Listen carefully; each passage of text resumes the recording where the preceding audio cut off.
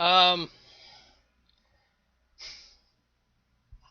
I'll fix it later. That's become like my mantra lately, and I don't like it because I very quickly have to fix a bunch of things now. And the only thing I think that's really going to let me do that is. Oh, wow. I got to wait and see if the feed fixes itself. Because whatever's on there right now is no good. There we go. Yep, so there's this big gray blocky thing. You saw it. Who cares? So yeah, so there's a period I'm gonna have to start doing things right now. So back to things and stuff. Off topic, very conveniently placed there. Uh, Wonderful little format for Achievement Hunter and Rooster Teeth, and compared to the wonderful season of immersion that we're getting, we started with Fallout. And we've moved on to Five Nights at Freddy's. So I can only imagine what's going to happen as the season goes on, because these are like highly produced things. There's a lot of budget that's going into these, and I don't know if like immersion really needs that. But obviously you're going to need some budget, so more is better. And good for them for getting it. Um, yeah, but yeah, Five Nights at Freddy's. Watching Gavin and Michael freak out in a little room. It was pretty fun. I would have liked to see them both do it on their own, as a competition type of thing. But I think this season's going to be about togetherness. The patch is great stuff. Watch it on Wednesdays at 7 Central. I don't know. It's usually pretty good. They talked about the Stanley Parable, and like you know what? I gotta move talking about the patch and Patch Game Club specifically over to uh, Play Spot. I'm gonna say real quick though, I thought they didn't play it nearly enough. There's a if you've got to be able to look deeper at the game. The game is or the software is a statement on game design and story narrative, but it's the ultimate choose your own adventure type thing. And there is a lot to it, but if you don't find it, then of course you're not going to have a lot of things to say about it. And I'll leave it at that. Co-op to Lovers in a Dangerous Space Time.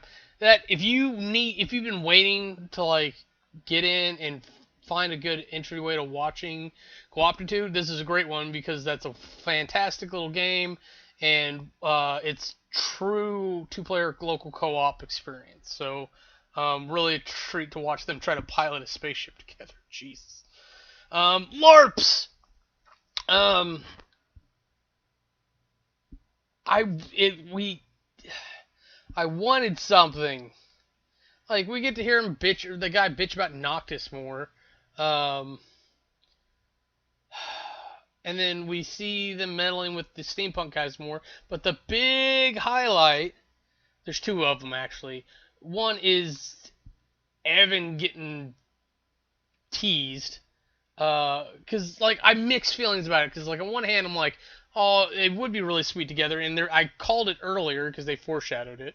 And I really think that will be a good thing if it comes to that. But I have a feeling that we're going to have something that blocks that, at least at first. And I'm hoping that we don't do the thing where, like, Evan rewrites everything to try to control and weasel his way into that. Because they broke the character that he plays. Like, for sure. So I'm really hoping that doesn't happen. Now the bigger, like that's the one that's more interesting to me, but the bigger one is that the lady's getting mugged and the little elf wizard lady like loses her mind and takes him out, which I applaud. But it could have gone very badly, especially if the two of them aren't on the same page for that situation, and that's what I would have wanted to see is that they get jumped and the two of them handle him. But I mean, they could have easily been shot or stabbed or whatever in reality. So as much as I want to encourage people to protect themselves and not give into that sort of thing, the textbook answer for that scenario is give up your money so there's no risk of injury. But at the same time, like I can't endorse that because I probably wouldn't do it. You're gonna find me shot on the street one day, but I'm not gonna go into my YouTube history so much. We're wrapping up The Last of Us with on the React channel. It's such a good story, it really is. If you're into gaming stuff, watch that. Go over to Press Start for Continue and watch Dodger Lee's My Concerns to YouTube Red. Like, she breaks it down actually pretty well in about 17 minutes.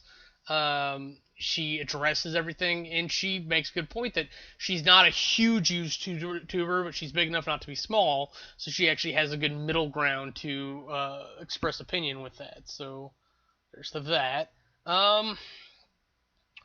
Alright, I'm going to knock out a couple movies if I watched them. Having fuzzy memory. I had this earlier. So we basically looking from like the 10th forward. I already talked about The Christmas Kiss, and this isn't funny, so I'm going to skip those. There's some stupid documentary stuff. Boy Meets Girl. I actually want to talk about this one for a minute. It's a very clever title for the subject matter, and you can have whatever opinion you want about the movie and the subject matter, but I'm going to go ahead and lay it out there, and I'm going to put my stances on it. It's about a trans girl, male to female trans person, that is dealing with life and sexuality. That's the movie. And no matter how you cut it, past that point, or before that point, or after that point, or in the middle, whatever. It's a beautiful story. It's a great movie, and it addresses everything really well. Like, it actually addresses it. It's not just a movie with a trans character. Like, it's explorative. I want to see more, like, that's a stupid side note. I actually want to see more shows that have trans characters, but it's really hard to express that they're trans and that you should think of them as trans without making a big to-da of it. Especially in a movie format where you only have like up to 3 hours, and on an ongoing show, you end up making like an episode about it and then you leave it alone, which may or may not disrupt the story. But this is done really well, so well, and good for her as the actor, and good for her as a character, and good. Everybody should find somebody to be with for the multiple various reasons that are addressed. And yeah, it's two people who want to be together. Past that, it's nobody's business, and I like that it's simplistic in its message of that.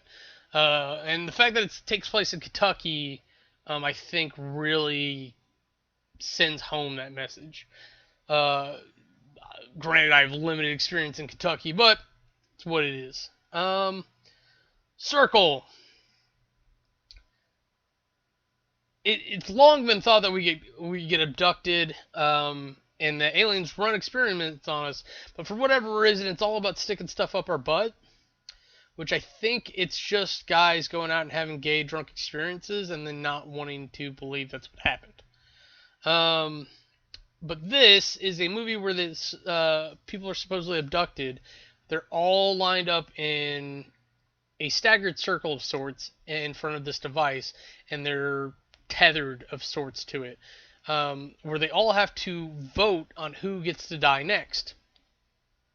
And then the last person gets to walk away. So, not spoiling it, but they do discuss it in the movie, but it's left open whether or not it's actually happening.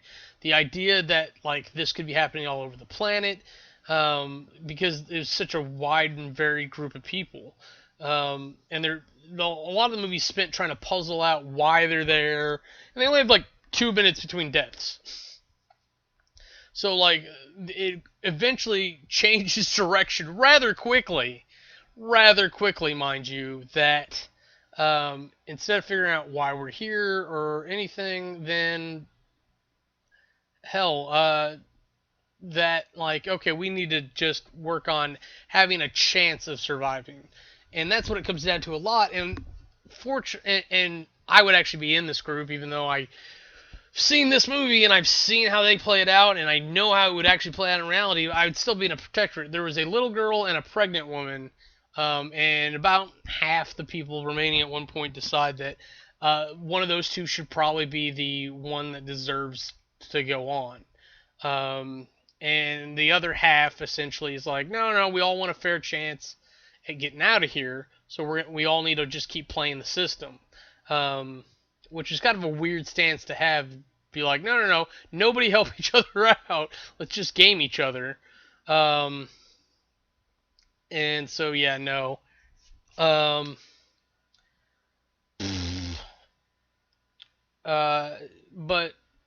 there's some very nice twists at the end. I'm not even gonna spoil. I was, and I changed my mind.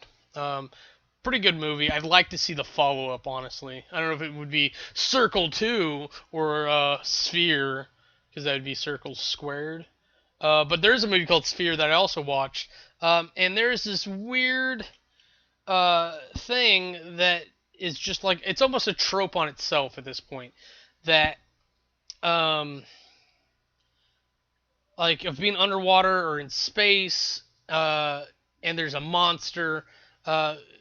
This one is underwater with aliens, or alien spacecraft, or supposed alien craft, but like they keep finding things out. There's a very big mystery built into it, and then there's supernatural stuff, or alien stuff, whatever you want to call it, happening. Things that are not normal, things that can fall into the realm of sci-fi, if you will. So there's that. What was I gonna say? Yeah, so it kind of meets the tropes, and it's nothing special, but it was still good. And so now I'm going to spoil it, so if you want to jump ahead 30 seconds, great, whatever. So spoilers. It ends up being an American spacecraft with future technology that ends up coming back in time, and it's all very strange because wouldn't the ship know that that's going to happen to it because of this? And then all the strange stuff happening is the sphere interfering with human ability, essentially. It's really convoluted. But Dustin Hoffman's in it. I'm gonna hold off on that for just a minute. For whatever reason, I'm in this weird stint of holiday dramas. And I cannot remember holiday romance movies. I don't know what they are. No, don't do that. Go to what I said. Okay, so yeah, there's 2 series in here I'm going to talk about, and then I'll switch over to other things. Christmas Crush, high school reunion type thing where someone's not doing as good, they went back to get the hot guy, and then found the other hot guy, and then they bang. That's basically the whole movie. Holiday Engagement. This was actually a really interesting concept that I would have liked them see do a little better. They did really good, but I mean, like, this is a plot line I would have sold to, like, Amy Adams. And no disrespect to everyone who did the movie. I was gonna read names off. I'm not doing that. But like, I would like to see a celebrity version of this where like they throw extra money at it because it was pretty good. I think there's movies like it, and maybe that's why I didn't get that budget. But essentially, she hires somebody to be her fake fiance for the holidays, Thanksgiving, I think. So of course the problem is that they're pretending to be in love, and then they actually fall in love, and then she has to deal with her real fiance, and they bang. If you're not familiar with the connotation of like dramas and comedies, the whole what's known as the Shakespearean masks, one for drama and one for comedy. The difference was that in drama somebody died at the end, and comedies that someone banged at the end. So that's all you need for a comedy is like have a bunch of horrific shit happen, and they bang at the end. Yes, the guy and the shark from Jaws. My boss's daughter. I did not expect to enjoy this movie whatsoever. I'm not a big fan of Tara Reid. I'm notoriously not a fan of Ashton Kutcher, which is why it bothers me so much when I actually like him in a role. But you got to give him props when props are due. He's actually got a pretty wide range in this one movie of acting skills. Because he goes from a very timid person to like a very medium person to someone who's just dealing with crazy, insane situations. So he's got to be a dick. I got to see Tate Foley though; that was good. If you want to see good Ashton Kutcher things, of course, Butterfly Effect, and there is a movie. I want to say it has baseball in it, and it has the lady I don't like from Whole Nine Yards. She's naked in it with a gun. I cannot remember her name. Now I feel obligated to look that up. A Whole Nine Yards. I want to say it's Amanda something, but Bruce Willis and Matthew Perry, of course, get top billing there on IMDb. Back in 2000, wow. Oh, her name didn't even make... Oh, but that's Natasha Henstridge, too, isn't it? Yeah. That's disappointing. I think that shows times. Like, I think today, Natasha Henstridge and Amanda Peet, yes! I guessed it before I saw it. Would have got, like, at least smaller names on the front. And Michael Clark Duncan? I love Matthew Perry. But Michael Clark Duncan should have got his name above both those assholes. But they are fortunately all on the cover. And maybe their names are there in teeny tiny print. Because you used to have to do that. But, whatever. This is my United States of whatever. So we are thoroughly into series now. I'm going to knock out the two things. You know what? No, I'm not. I'm going to move it to the end. I'm going to talk about them later. Ha ha ha ha! You can't control this crazy train. I'm talking about Mom. Or I was, but it didn't load, so I can't remember. The big highlight of the last episode for Mom, of course they're alcoholics, they're drug addicts, or whatever. Or they were, but like the rumor is, I'll never know, that you never stop being a drug addict or you never stop being an alcoholic, and everybody exhibits similar patterns. What the hell was that? Okay. Okay, I'm not sure what that is. A girl. Okay, whatever. Fuck it. CBS just has like the preview thing that flashes by, and I'm trying to decipher the girl at the bar, and especially as it relates to previous episode, because there's a new girl at the AA, and she's like got the shakes type of drug addict. So they, of course, are kind of in charge. They're kind of well known. They try to help out.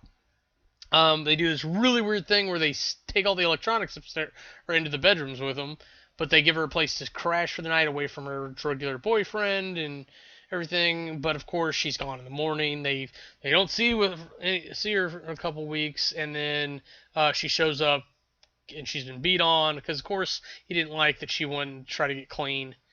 And because drug dealers are like that, you know.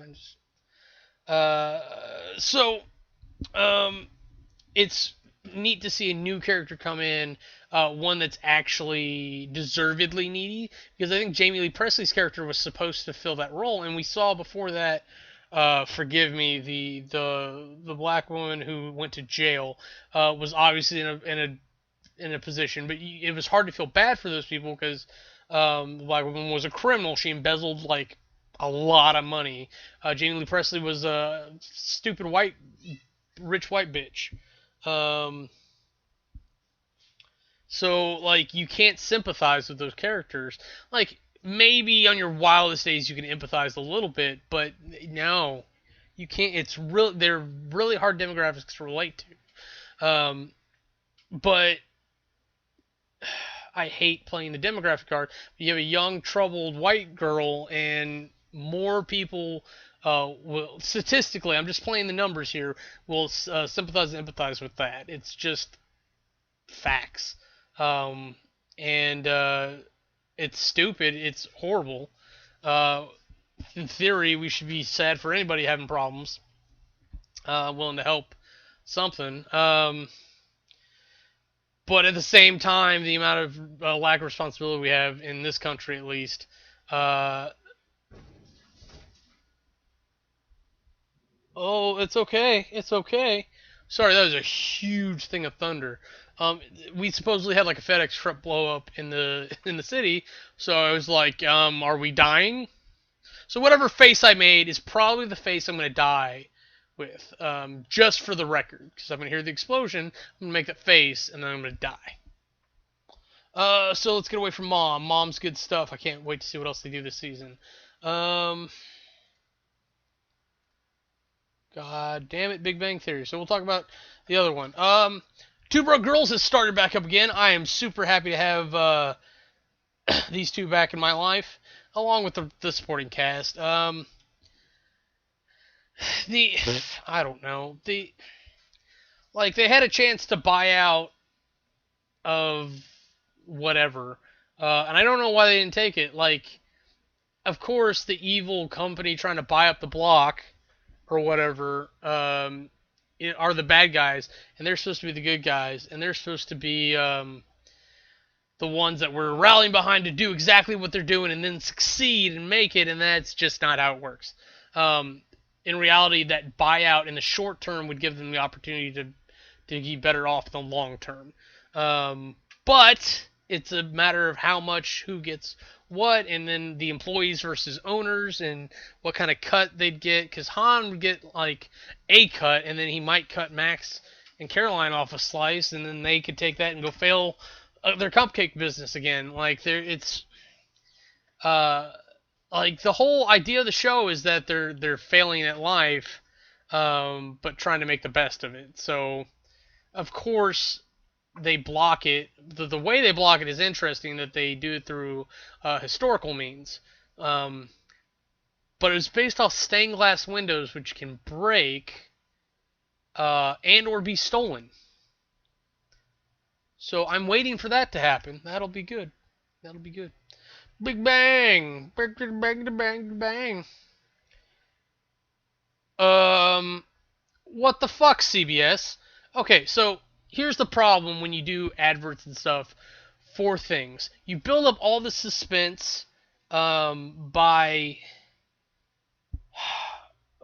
hiding things and writing things cleverly and like, it seems to be like the number one thing that shows do is try to keep the audience guessing. Well, then the marketers turn around and cut up all the stuff that they get to see and no one else does, and then fucking ruin that. Just destroy it. They take the single most interesting thing that the writers need to keep hidden to keep the audience interested, and they just put it out there. Like, I really feel like I don't need to watch the next episode. I need to watch any of this shit. I'm done with Big Bang. I'm just waiting for the damn thing to end so I can have some kind of closure. And I'd be happy if they canceled it without airing the next episode. I'll be honest. But they have Sheldon and Amy kissing in the next thing, which obviously means that they're going to get back together and give it a try. But they're just vague enough with the details in the article, and I didn't do the read more, that who knows. But fuck Amy. Like, I actually like Amy as a character. I think she is quite deserving more than what Sheldon has given her. Given the weirdness of the timing, though, it's like, fuck, come on, just be happy. But I quite wanted Ricky Lynn home. Oh, that's not her name. Oh my God, the other girl than Kate McCucci in Garfunkel and Oates. I wanted her character to just hold Sheldon down and make him take it. But after this last episode, like the whole idea of Amy Fair Fowler was like this myth. It was like finding a dragon in the woods. And Howard and Raj did it on one dating site in the first try, answering questions like Sheldon would. So we now try to recreate that, but instead of doing like that, they did this weird puzzle thing, and then put a time limit on it on a Saturday night. But the logic is so sound that I'm like, I want to do something like this. Um, because it targets exactly who you're looking for. People who aren't necessarily not busy, but they're not doing things that would prevent them from doing this if they would so choose. And of course, the girl's spending like Saturday night at symposium or some shit. Um, Ghost, I spoiled. I told the end at the beginning, but Ghost. But that's the interesting part is they go through and does this like weird genius puzzle thing where they're trying to figure out this clue to this clue to this clue. And it's like theoretical mathematics and shit. And it's just amazing that like they're sitting there talking about this shit. They're gelling, and I'm just like, no, give me that new character. She's more interesting than everyone else on this show put together right now. And then Sheldon shuts the door in her face, and Raj and Howard let that happen. There's no way I would let that woman leave because it took her X amount of time to get from wherever she was to the place. That wasn't part of the challenge. The like you needed the information. So it's like it's a dummy time limit. You have a time limit of undetermined amount. Oh my god. Okay, I'm gonna stop because. But I mean, she was cute and like she was saying all the right things, and it's like Sheldon, get in there. But he's in love with Amy and he wants to marry her. So what can you do? For whatever reason, we had Thanksgiving on Supergirl. I'm unsure why we bothered to do holiday stuff on superhero shows, but it is signature for the reason why I'm actually enjoying Supergirl, because they are not concentrating on her being a superhero all the time and being boring like my experience with Superman has been. And granted, Lynn Lois and Clark, he spent a lot of time as Clark, but fuck, it was the more interesting half of the show. In this, even as Supergirl, she's still having struggles and pitfalls. Though I am questioning the amount of challenge that she's receiving in this one city from all these aliens, which is interesting because right as I'm questioning alien after alien after alien, they do something else. And I don't even want to spoil it, but like DC has a lot of happy scientific accidents. And when you look back in history, that's where the classic superheroes are. You originally you had Superman, he was an alien. Then you had gadget type superheroes that didn't have any powers; they just used technology. That's Batman. And then you had the science experiments like the Flash that had something happen to them and then augmented them. And then those concepts evolved. Like Iron Man is on the same genre as Batman.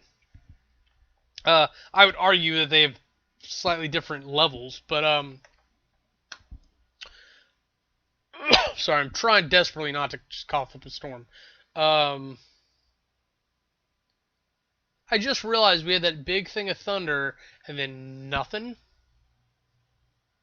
Something I'm gonna have to look into that. Hopefully I don't forget.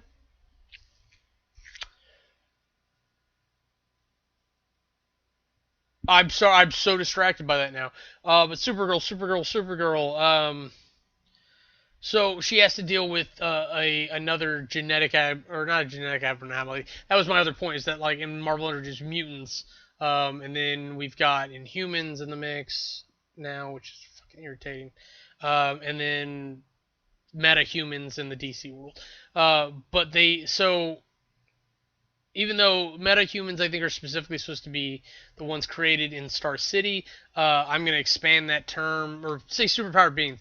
There's a new superpowered being that's very like meta-humans that she has to deal with, which actually has a really cool power set, and damn it, they better keep that villain around, and she better not really be gone for good. I would say killed, but I really don't remember what they did because I think part of me like didn't want it to be over. I just really liked it. Oh, I just really liked it, and it came out of nowhere too because they introduce. I mean, that's obvious. It's like they introduce a new character and they throw her into being a villain. Um, I want it. I want it. I want her back. Like we had such fun with you fighting Supergirl. Let's do it again. And like so that was actually an interesting battle. And then I don't like dealing with their mom. I'll be honest. Like I really enjoy the non-Supergirl part of Supergirl in this show, but I don't like dealing with mom. I thought that was a bit much. Okay, so moving on. Scream Queens. Uh, I don't know if these next two where I need to fix my list. I apologize. Scream Queens, but it was really cool seeing like the enemy of my enemy is my friend kind of playing out. And Chanel trying to be a human being. That was very interesting. Her calling in Scotland Yard of all people to investigate things and find the missing clues about what's happening. Her confronting is it Dee Dee? I don't remember the guy Daddy's banging or the girl Daddy's banging. Who knows? Maybe this guy. And then his roles and such, and too the lies he's told to Grace. So we're getting a bevy of information. Oh, it is raining. Good. We're getting this bevy of information out there. I love it. And for whatever reason, we get to see exactly how much of a psychopath Dean Munch is. Please, stop clapping. Please look forward to that. Marvel Agents Shield. For whatever reason, I can't remember that. I gotta stop watching when I'm about to fall asleep. But I know that they confront Anthony about being Lash, and we know that he's aware. We end up recounting what happened in the supermarket, and we know that he's aware that he can change. He claims he can't control it, and he has consciousness while he is Lash. Or at least he remembers what happened while he was Lash. Maybe he has consciousness over it, maybe he doesn't, I'm not sure. But it's very interesting to see that. Having May deal with that in the one capacity where she doesn't want to hurt him, but that's what she does best, is super interesting. Definitely check that out. Of course, Fitzsimmons is my favorite story arc, but I cannot remember for the life of me what the fuck happened with that. So, we'll just leave it a mystery because I screwed up. Grandfathered, my mall. I actually downplayed this to a friend of mine. I really like the girl who played Frankie in Community. I thought she was a treat to have there. I wanted to see more. I'm getting more. Stamos, I think this is a role that was written for him, and I just don't think it's hitting home. I think the character is more of an asshat than I think John is used to being, at least indirectly. Like, my experience with Stamos outside of Full House is that, yeah, he might be an asset at times, but he owns it. And that's the kind of shit that him, Bob Saget, and the other guy do to each other. Like, this is just very different, and it's not bad, but I think there's something missing. And the whiny son character, I'm not a big fan of. I feel bad for Mom, like, at times, that she had to go through all that on her own, actually because of her own faults. And then Dad being in a weird position, with the son being in a weird position with his baby mama, like, that's the whole thing. So, like, I don't know who I'm rooting for other than the kid. The youngest person in the show is, like, my hero. And Mom's kind of a victim a lot of the times. And, like, I really don't like it. She doesn't win a lot, and, like, this episode is actually a very good example of when she wins, but, like, she doesn't get any benefit from it. Which is kind of, I think, exempling of their relationship. And I think ultimately it's bound to come back to them getting together in some capacity, and there's definitely shown potential in this. The episodes of My Mall, it's a line that he uses to try to see if the girl's the one. So he ends up manipulating his baby mama into giving her coworker's number so that he can try to bang her. It doesn't work the first time. Not Frankie coaches him into it. And then he does bang her. And then what he does is he calls her, which I thought was really sweet and telling. I think it's a very nice foreshadow. And made my heart go bump bump. The middle is an episode. It was a throwaway episode as far as I'm concerned. It was all about homecoming, tailgate. Sue gets involved in a bunch of shit that she's not supposed to get involved in, so it turns into some weird obligation for them to go. There's weird parties and culture and stuff that I can't relate to that happen there. And then for whatever reason, Frankie's mom invites herself along. And then she embarrasses Frankie, so Frankie embarrasses Sue. They all have like this revelation about how they feel about their mothers and how daughters must feel about them. It feels very fatalistic when I don't believe that's the case. I don't think that daughters have to be forever embarrassed of their mothers regardless of time. I think that it's maybe to a degree children are going to be embarrassed of their mothers and fathers, whatever. But I think we can get past certain expectations and everything, and we don't have to feel embarrassed about much, if anything. So it's one of those shows that just kind of makes me think about the world a little harder than I want to, when the opposite was supposed to be the goal. Like, let me enjoy this while I'm dealing with things. Casual. I can't remember if it's the last episode or this episode, but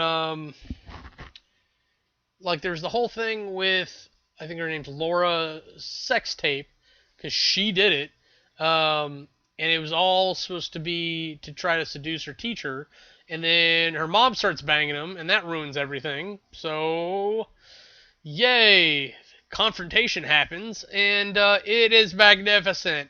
I'm definitely, like, that's the character I'm mentally meshing with or whatnot, is the young daughter. Like, I thought it was mom, like, and maybe it's still, okay, maybe it's on the fence more than I thought, but I'm definitely not, like, gelling with dude, though, like, I have more sympathy for him now, because he's trying to deal with this open relationship thing, and it feels like the boyfriend, or his girlfriend's boyfriend, as much as I'm fine with saying that, it seems like they want something more interlocked, and they try to pick up a girl together, which is weird. Not weird because people do that, which it's weird for him. It's awkward that, like, that's the dream for so many assholes, and then, like, he's very, like, against it. And then it goes off, and then they need a fourth because she just kind of, I don't know, like, I don't know what the deal is, honestly.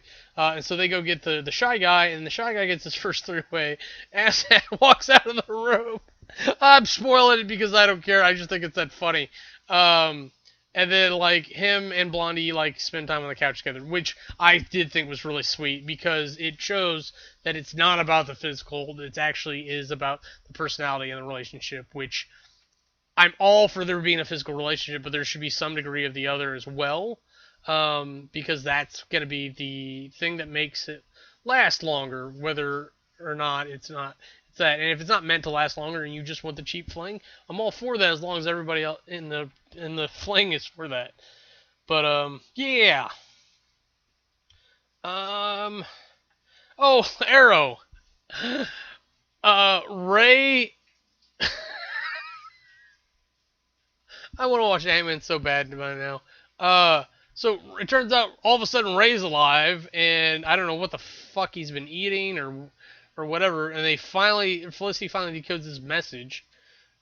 which was kind of a dick thing that like she wouldn't listen to it for so long, and then it was the other guy who actually did it. Oh, jeez. And of course, because her ex is alive now, and if she didn't think he was dead, she wouldn't have gone back to Oliver. Uh, that's all. See, that's more interesting to me than them fighting Damien Dark. Like they do this whole covert ops thing to try to get him back. They're dealing with Sarah, and it's very interesting. We know that Sarah's going to be White Canary, which is I think still being bullshit. But so like all that tension's gone. It's like I just want her to get there now. It's like I don't care if you think you have to go off on a spirit walk or journey or whatever the fuck you're doing at the end of this episode. Just get there so we can go back to fighting crime and eventually lead to something epic in this wrap up with Damien Dark. Because I honestly don't think they're going to kill Damien Dark. I think they're going to disable his magical power and then he's going to have to retreat. Supernatural. I'm loving this season. I didn't think I would because it was such an abstract obstacle to the darkness, and it just turns out like this world has this hierarchy of nonsense in it because you've got humans on one plane, and then you've got hell and heaven there, and you would think it'd be humans, hell, and heaven, but no, it's Earth. The astral planes where heaven and hell are, because that's where the souls go. It doesn't matter if it's represented down or up or whatever.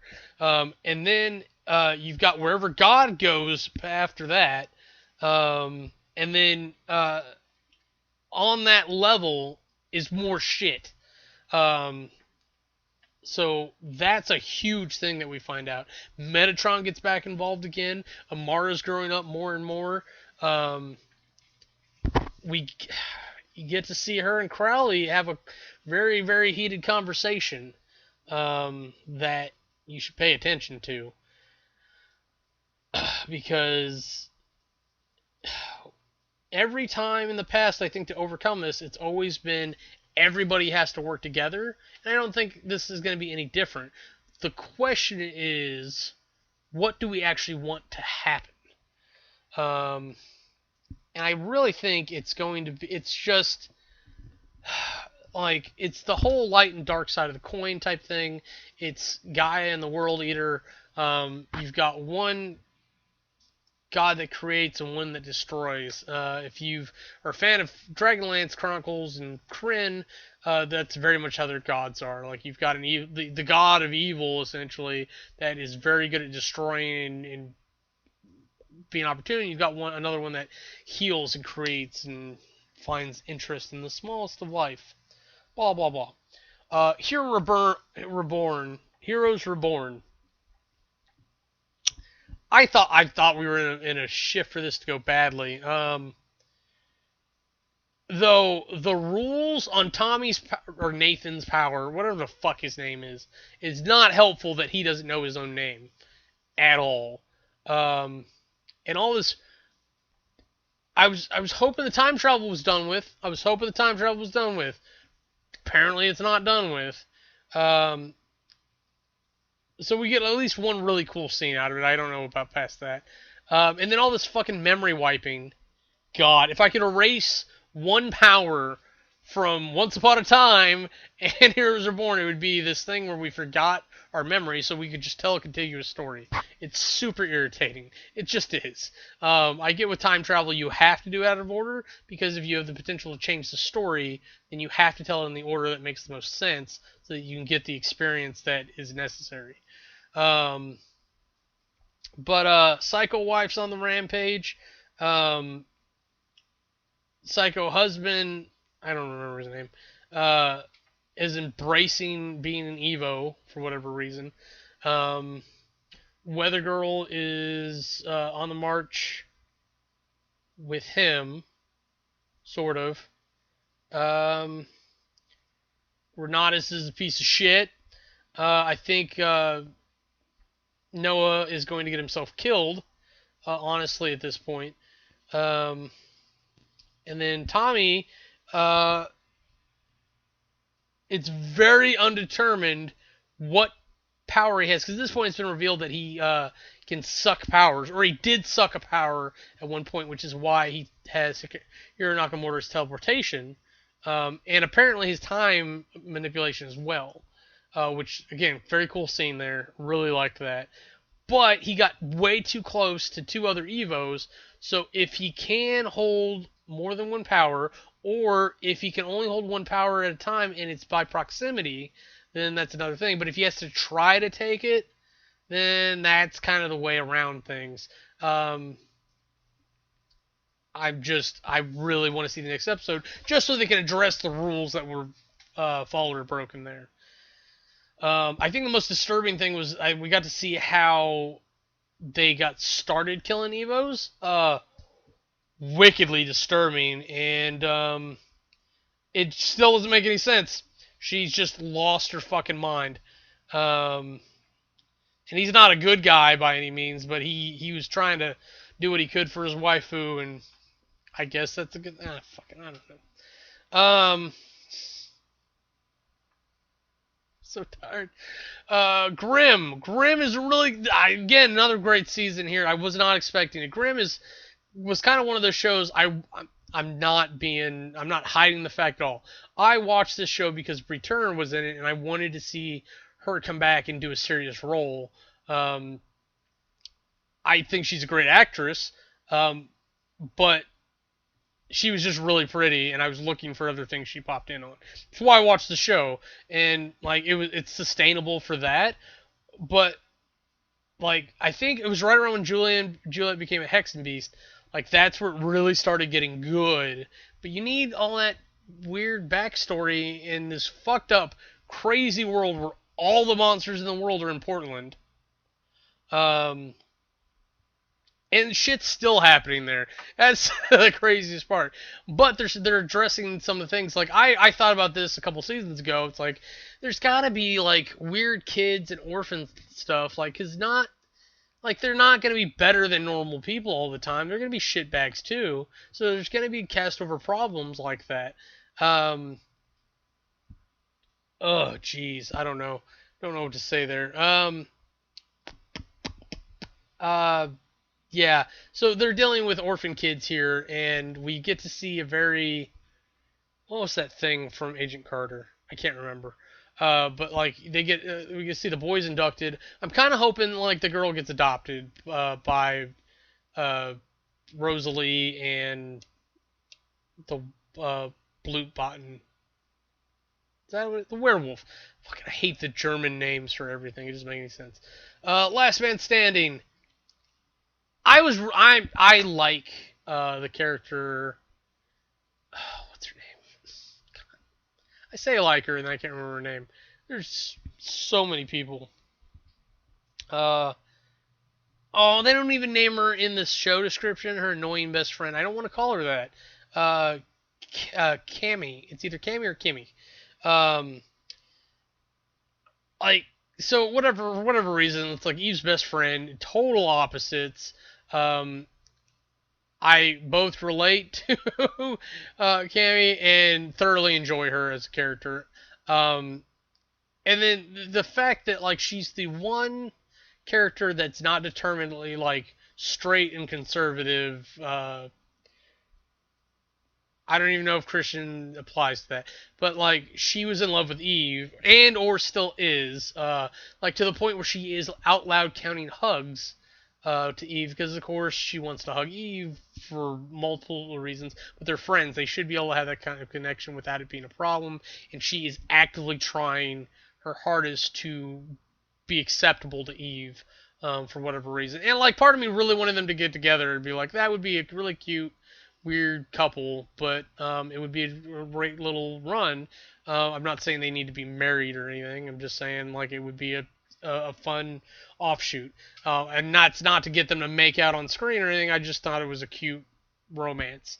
But we get to see Baxter manipulate everyone in the fucking show into getting Kimmy out of their house because her parents went to, oh god, I want to say Iraq or Afghanistan to deal with refugee problems for Syria. Is that even the right country? My brain's mush. So like lots of good reasons for things, but he ended up getting her to go to the Larrabees for whatever reason. I think it comes down to the Lady Larrabee wanting or not knowing what to do with herself now that the kid's in college. Uh, so I'm hoping Kimmy comes back for a few episodes because I really enjoy her and or how much she annoys all the other characters. I think it's a bonus.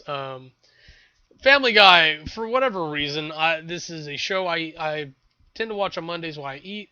I think there was a point where I actually spat up some food because I was laughing at this ridiculous idea, like the idea of bringing Peter's sister in out of nowhere and that she's a professional wrestler is ridiculous.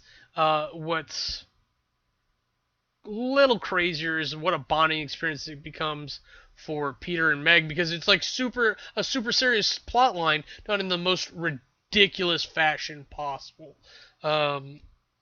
And like to the point where like we're revealing like PTSD on Peter's part because his sister's fucking bitch. But it was kind of funny to see Chris get thrown up in the air like a little baby. That was fun. Brooklyn Nine-Nine, the mattress. The bottom line is fucking have a good mattress. You spend about a third of your life on there. Go to Casper.com and look for deals on a good mattress. That's what I got out of the show. The whole point was if Amy and Peralta could work together as a couple on a case, and it turns out as long as they sort out their personal life, then yes. Then I want to say the other storylines were Rosa and Terry dealing with her mentorship of a young boy, and Captain Holt had a stupid car that he parked badly, and Boyle hits it. It's dumb. Really stupid. It's a total break of character for Captain Holt. Captain Holt would not have parked it like that because he's a dot your I's and cross your T's type person. He's just not going to do it. Last Man on Earth. Actually, a very exciting episode, I'll be honest. I never thought I'd be so happy to hear this guy say penis so many times. Really, really happy for him that way.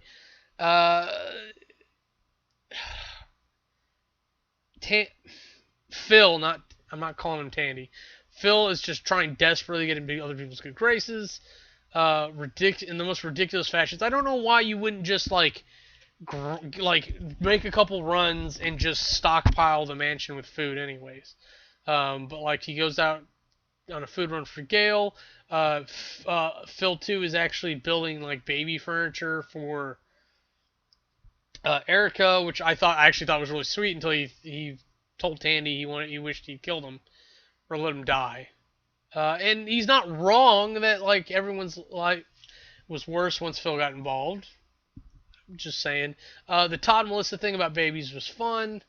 I have a feeling that they're going to try to play up Melissa trying to get with Phil at some point to cause problems there.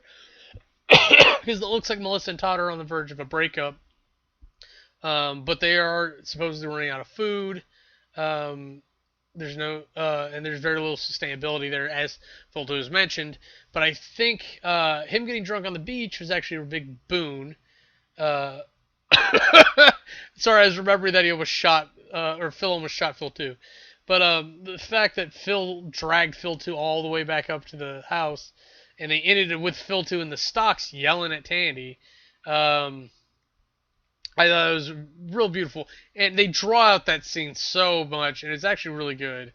And I was just like, he's got to be dead. They're gonna they're gonna think that Phil killed him because they heard a gunshot, but it turns out that like he just put him in the stocks, which was not the point. The point was that Phil 2 should have gone into the stocks on his own and really adhered to the rules of the group instead of thinking he was above it.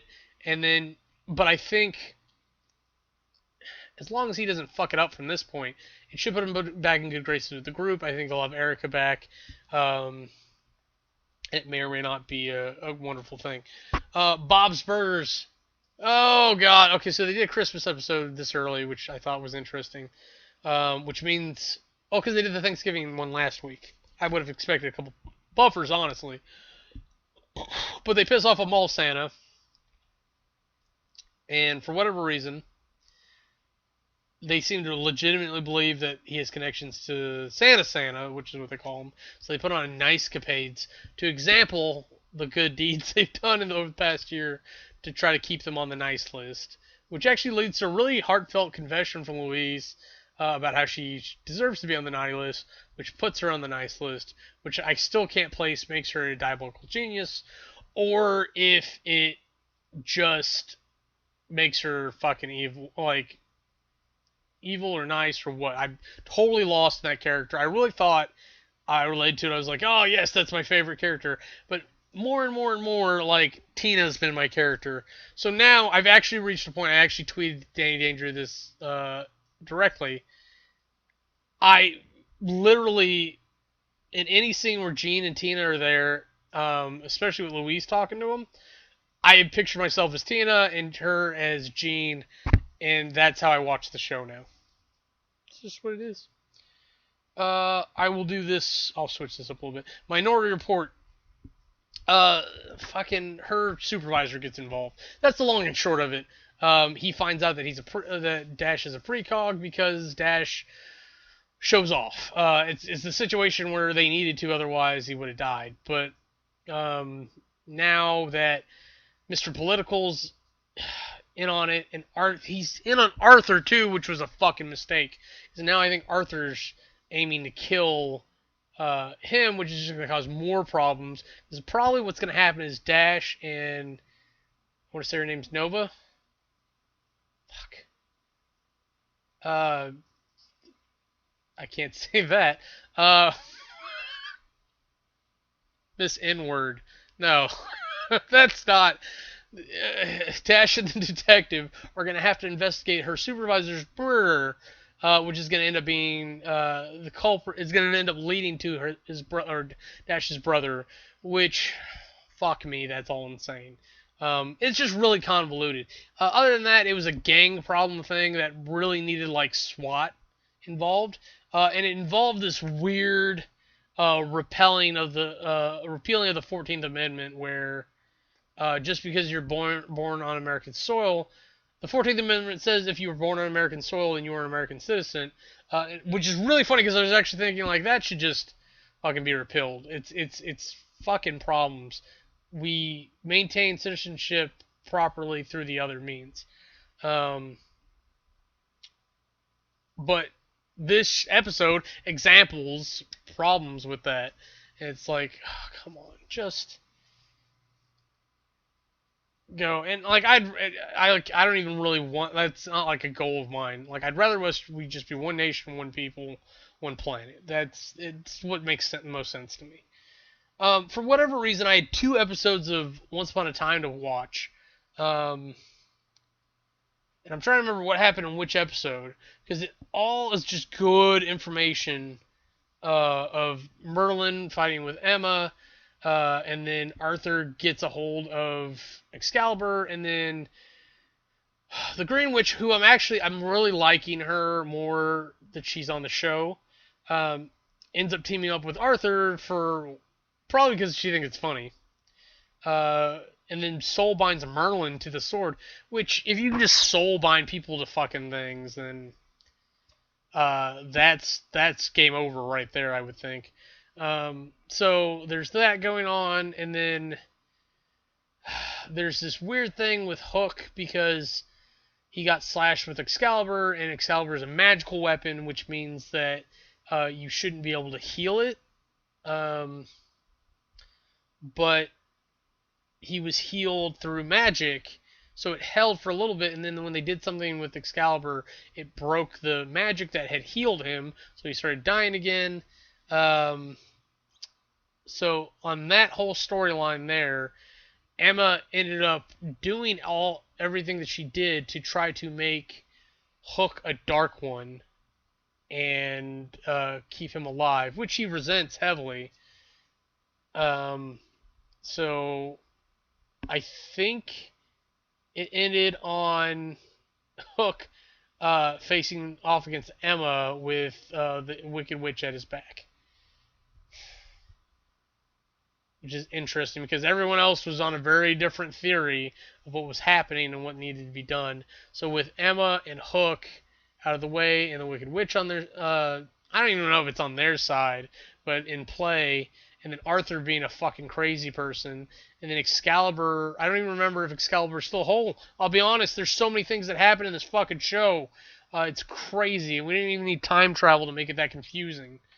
So that's good that we can take a break and talk about this other storyline, which I found was fairly interesting. We got like this whole unnecessary backstory on what's going on with Merida, which is nice. And I'm hoping that it comes into play. It came into play in two different ways that I didn't think were important at all. Like, even looking back on it, there is very little that mattered in the entire storyline. There are causal links to two different points of the story. Mulan shows up, which I thought was really interesting. Oh, I'm sorry, 3 points. Mulan shows up, which I thought was really interesting. I can't remember if she's... For whatever reason, I want to think she's gay in this version. But she shows up, and apparently she trained Merida in sword fighting, which would mean that she was have an extremely different weapon style and choice than anyone else in her entire realm. So I'm calling bullshit right there. They actually had her holding a Chinese sword, which I thought was fucking weird too, because I'm pretty sure she has a European long sword most of the time. Previously to this, we got Ruby Rose involved again, which I was actually missing her a little bit too. But I thought it was interesting that that she showed up, and I really like her as a character. But the way everything happens is like they wanted to say that like Ruby and Mulan were gonna run away together, but they couldn't, so they didn't. Very, very awkward there. So that's two of the points. The third one, oh yeah, it turns out like Arthur killed Merida's father. They invaded looking for a relic or something weird like that. And so I want to know how how Mulan and Arthur got like to this realm. Because Ruby, they explained how Ruby did it. She ended up finding a bean seed or whatever in the burnt farmland. And she used that to go back to the magical forest or whatever because that's what she wanted to do. So she did, and that's where she ended up. And blah. Kind of pales in comparison with the Dark One storyline, but again, just interesting. And I like that actress, and I like Merida in general. So it was very interesting to see her go through all this. She had her own plotline in there. I didn't mention it because it doesn't mean shit. If I'm being honest, it was the other things that were important. Castle, the Last Seduction. The shortest possible version of this is Castle and Beckett go take a time out from their time out to celebrate their anniversary. And there's a series of murders? There is at least one murder. Yes, there's a murder involving a series of seductions on wealthy wives. And it is ridiculous. The story comes in there because it ends up being the divorce lawyer ended up manipulating situations to get bigger commissions from these fucking things. It's really stupid that like they would go through all that. All right, I gotta push through this.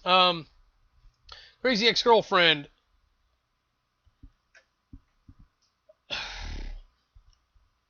I love Rachel Bloom. She's awesome. She's beautiful and talented.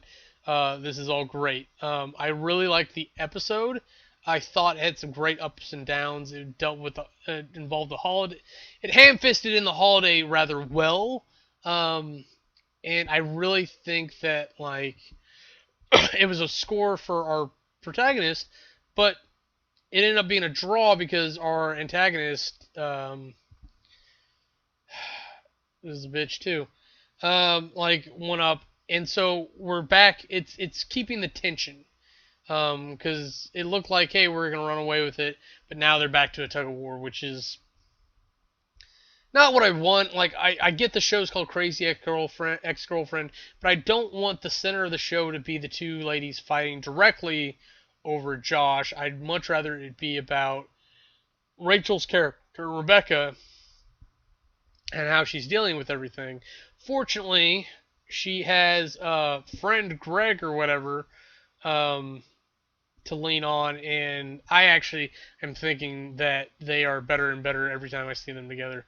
So cute, really. And the music video in this one is fucking disturbing. Though I do like the heavier lady that plays Josh's mom. I'm not making fun of her. She's just a bigger frame lady. She also plays the Hawaiian restaurant owner in 51st Dates. She's really good in that. She plays up the race, the Filipino stereotype a little bit here. Sorry, I don't know where I was going when I started saying race.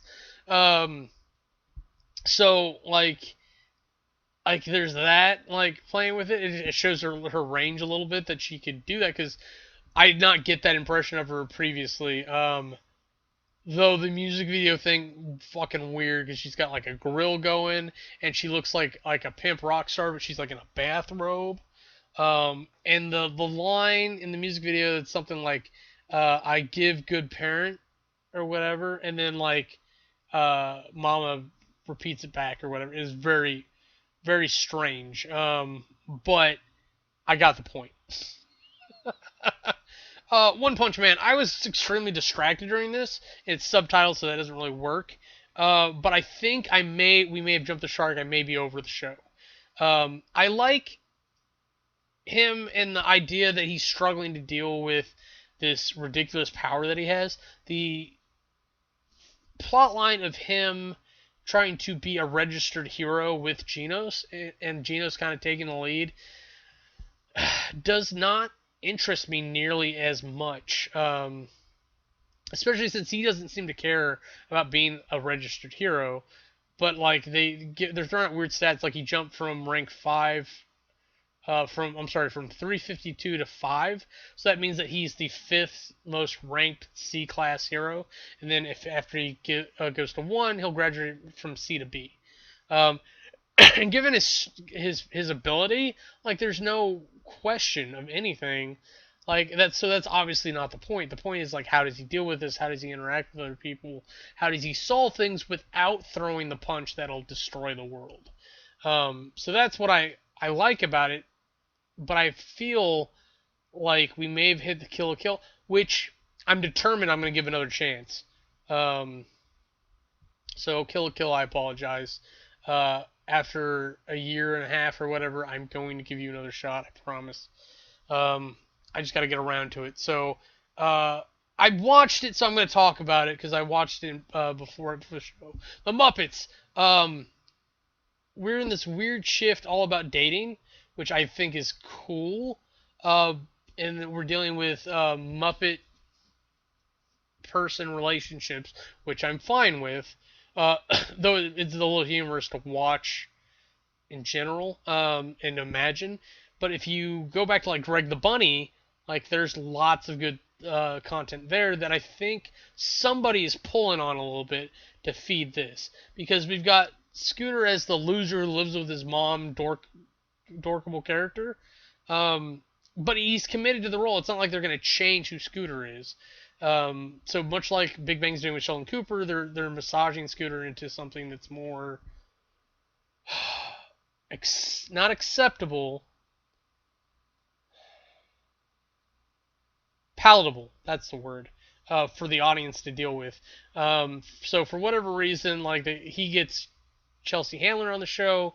Apparently it's like his dream girl too. So he has this weird fantasy that like the guy that she's looking for is him, which like you always have, because if it's just you and the TV, it's the TV talking to you, and you're like, well, you must mean me because I'm the only one here. So there's that ridiculous thing. I thought they were going to address that and talk about that. Nope. They got Chelsea Handler trying to get in Scooter's pants. That is funny because he is not used to that.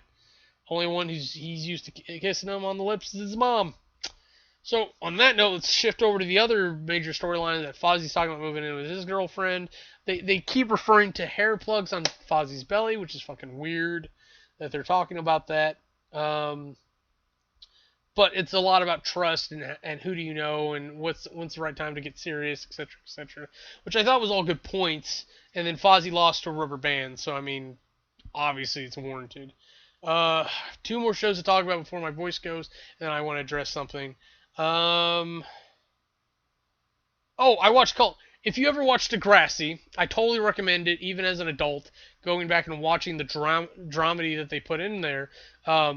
There are serious adult issues, even though it looks like a kid's show. I don't believe that was ever a kid's show. The only way it is a kid's show is if it's out there for kids to relate to with their problems and find healthy resolution.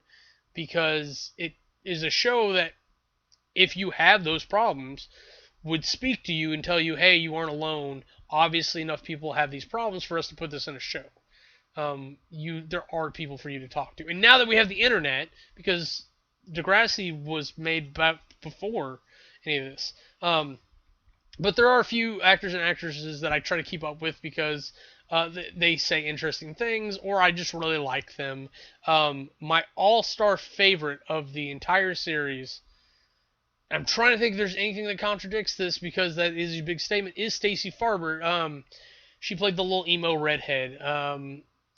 And why the coloration on her hair was always varying slightly because it's not a Hollywood, I think it's Vancouver production. But because it's television, because they do that, I'm going to call her a redhead and I'm going to stick with it. I mean, like, we're not that far off. Like, I could probably IMDb and see exactly how, like, we're really not that far off in age. And so growing up and watching Degrassi and seeing cute girls on there, you find cute girls. But, like, not only was she a cute girl, but, like, I totally related, like, the whole emo thing. Like, I may look like just some angry fat guy or whatever, but I relate to that mentality probably more than I should, let's say.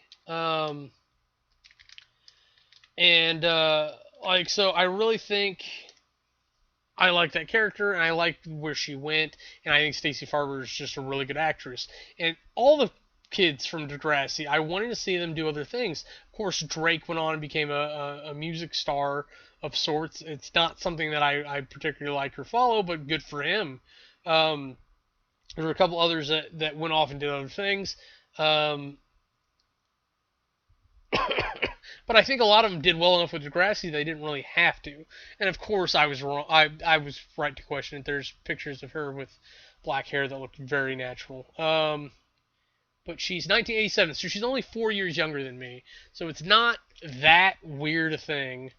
But she's done great stuff like 18 to Life, of course Degrassi. She's been in a bunch of shorts, a couple TV movies.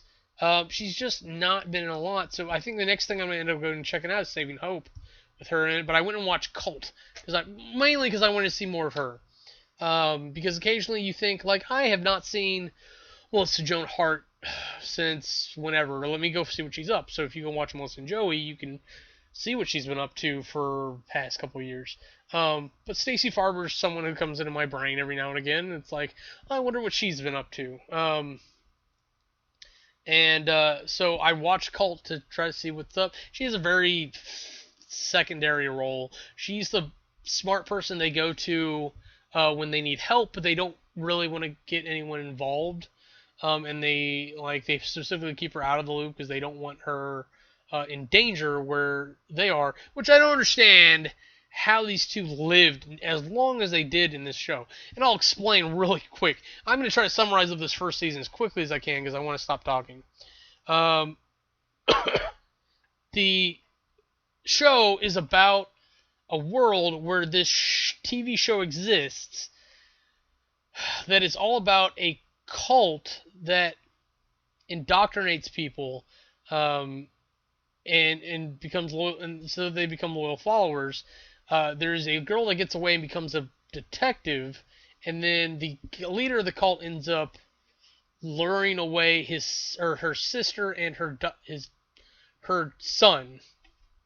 Um, and so like that's the show on in the show, but apparent like the show is supposed to be representative of or but there's a conspiracy behind the show that like everything that's happening in the show is actually happening in real life. So it's got this cult following of people that are analyzing it. They're looking at distances between glasses and items on vests, things like that. That like this and this and this are happening, and like they're just crazy dedicated fans, like to the point where there's a inner circle of true believers that like those are the people crazy enough to actually kill for the show, for the community, to chance to get a little bit closer to the inner circle, because there's the fan base, there's the true believers, and then even inside that there's a core of people, and then at the very center of it all is the writer or whatever, and the writer, and right outside that the inner circle are the people that we're focusing on, using the true believers to manipulate things. So it's this whole mystery show of this guy trying to dig up enough facts to get his brother back. This girl is looking for her dad, and so they team up to try to find them together through analyzing the cult show as if they were true believers, to try to get closer and closer to the people who have their loved ones. And it's fantastic. If you love conspiracy murder mystery shows, this is for you. It's great. Check it out. They're both from something. I just can't remember where they're from. So like they're proven actors. Again, I totally agree with it. Agree that this is a show you should check out. And it's very interesting where it ends up going in the end of the first season, because the story is left rather open for a second season easily.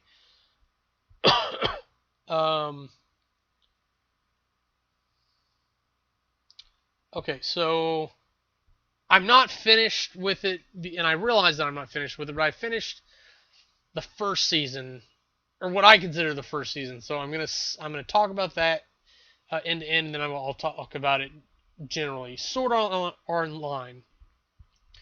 This is a big one for me. This is like a comfort anime for me. It's not necessarily that it's not necessarily that it's heartwarming and uplifting, but it's so damn good, and it's such a crazy wonderful idea, and I'm just drawn into it so much. And I actually like the characters too. I think despite lots of claims, it's not as horrible as it's made out to be from the feminist perspective or anything. I really think that there's a lot going on for it. And there's some elements of harem, but that's not the focus of the show at all. It's a factor in certain characters' motivations at times, but there's always an overlying objective that needs to be worked on. So it's like, guys, we need to be serious. Let's focus on this. So like in a traditional harem anime, somebody would be like, okay, but I'm going to jack you off first, or something insane that doesn't have anything to do with the storyline, so that we recenter it on the fact that these people are fighting over the center character. In Sword Art Online, we get away from that a lot. Like, it turns out that the two main characters, if you want to call them that, are like just that cool and awesome that they're that desirable. So we come into that, and I generalized first. I apologize. But what I consider the first season of Sword Art Online is the first 12 episodes. It's while they are in a game called, or I don't know if it's a game or a world called Aincrad. So the selling point on this is that there's a thing called full dive gear. You put on a helmet like VR, like the Oculus Rift, but instead of using a controller or anything, your body goes to sleep and your brain interacts with the device via brain waves. And so you think all your actions in the game. So it looks like a high def real world and everything, but it's just you running around, swinging a sword, and killing monsters. And there's no magic in the original one. I think it's important to note.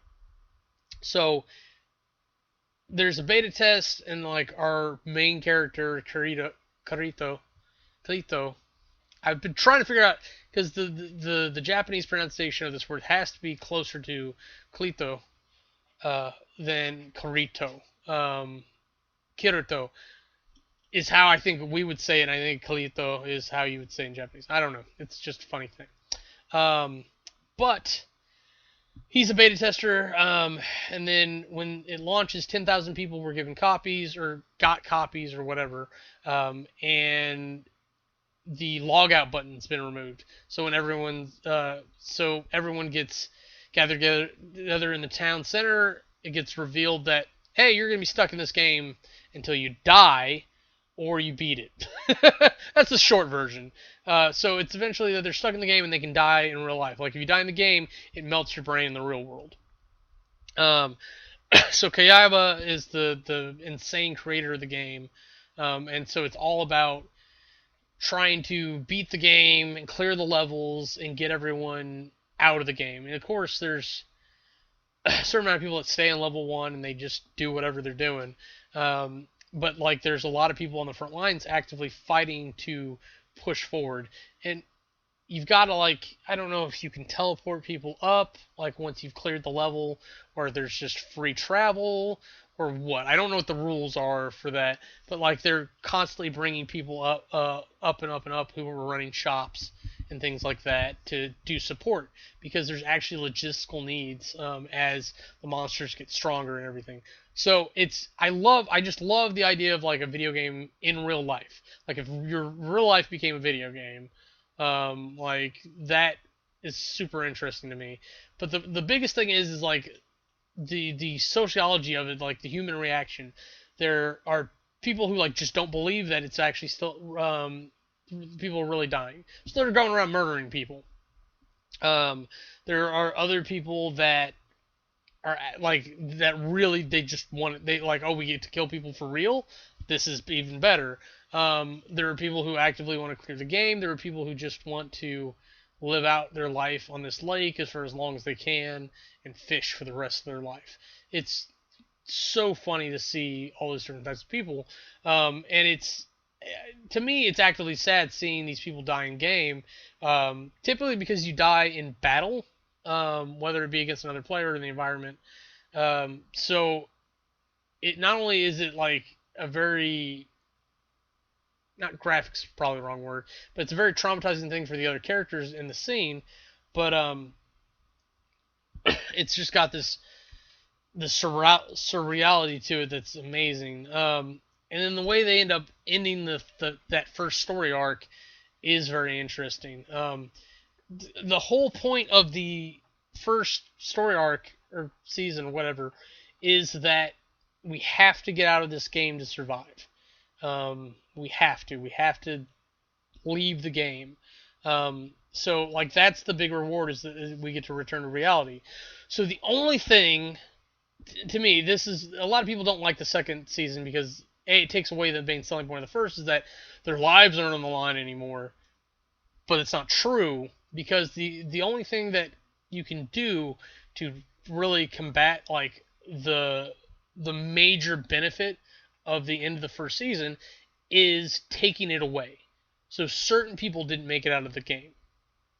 When the game ended, several people remained in coma in their nerve gear. So in theory, they're still trapped in the game under the original guidelines, which means that they could die. But what's more is, like, as the season goes on, it's revealed that like there's psychological experiments happening. Obviously, not only are they being kidnapped, but they're being tortured, psychologically at least. There's a huge controversy over Asuna. Asuna. I can't say Asuna. Can't do it. Asuna. It's spelled Asuna. Asuna. There you go. Asuna. Um, like to physical demand and like in the real world and like that's to me that's the natural thing. Like why wouldn't they make it out of the game? Like why would it be a particular thing like for her? Obviously there's got to be a direct rivalry of some sort. It's the only key motivation. So there's several scenes in there that I agree with are just horrible fucking scenes, but it doesn't mean that they don't need to be there. I think it's the natural progression. But I think after the flack that the anime received, obviously the manga went on. The manga had been written for quite some time, I think, before the anime showed up. But I think they ended Sword Art Online because of that. But based on the amount of attention it's gotten in the past years, they revived it under Sword Art Online 2, and I'm most of the way through the second story arc in the first one. So I'll come back and talk about that more next week. But Sword Art Online 2, hopefully I get into that too. That's where they get into like more modern games like first-person shooters and things like that. Which like it's like, can we just have those games, even if it's like third-person follow perspective on a PC? Like I don't need the Oculus for that. Just give me that game. Like like GGG was it it was Gunblade Online, GBO, I guess. Gunblade Online. Like I would actually want to play that. I think Defiance's MMO was like that too. And I'm in the games. Maybe I should make a note to talk about it on PlaySpot. Last thing I want to talk about, Weirdlings. Go over to weirdlings.com, watch their shit. Especially Mary the Knitting Dev just put out another board game reviews type thing for Small World. Favorite game of mine. I always enjoy playing Small World. I don't think I've ever had a bad game of Small World. It doesn't matter how badly I get my ass kicked. I've always had a good time, even losing at that game. And I think that's how you can tell it's a good game. If you have fun losing at it, definitely a good game. What was really funny is that we disagreed on the expansion point. Again, talking about games I shouldn't be. But go watch that, all their stuff. In particular, here is Awesome War and Scarlet. The last one, The Blameless Maiden and Biscuits, I think. Very revealing about how everything's going. I think it's definitely a good setup for what's going to be happening in the future. We're seeing the end of Malchus and Stonen in our adventure, which I think is good. I think I think they stayed the appropriate amount of time. I think Brandon did a good call on that. Dominions of Estland, I feel bad because I got distracted the past 2 times, which means the past month. But this last time, I totally got derailed. I watched about half hour before I started getting distracted, and about an hour in, I just totally lost. I actually hit pause, and I'll watch it when they re-upload it. And it almost didn't happen. Thanks again to Mary the Knitting Dev for making that be a thing that I could actually watch one day, because it came really close to being something I never saw. And I'm not sure what the details are on all that, but I'm just going to assume that tech problems happen, because I have them. I will probably have some later this week, I'm sure. What was I gonna say? The short answer is to rip the upload quality. The broadcast quality one from it, and then re-upload it so that it ends up losing more quality. But at least you have it. And if you can recover the high quality raw files later, great. Has it been like this the whole time? Da da da da da da. Hey. Okay, so that's it for me. I'm probably going to I've got to do at least one thing if I don't do 2 things. So I'm probably going to do that and then fall asleep, or I may just go to sleep. I don't know. We'll find out. But until you see me next time, I am Kamurai. Have a nice day. If you want to see anything else we're up to, go ahead and click the annotations, and it'll take you to our other channels. Thanks for watching.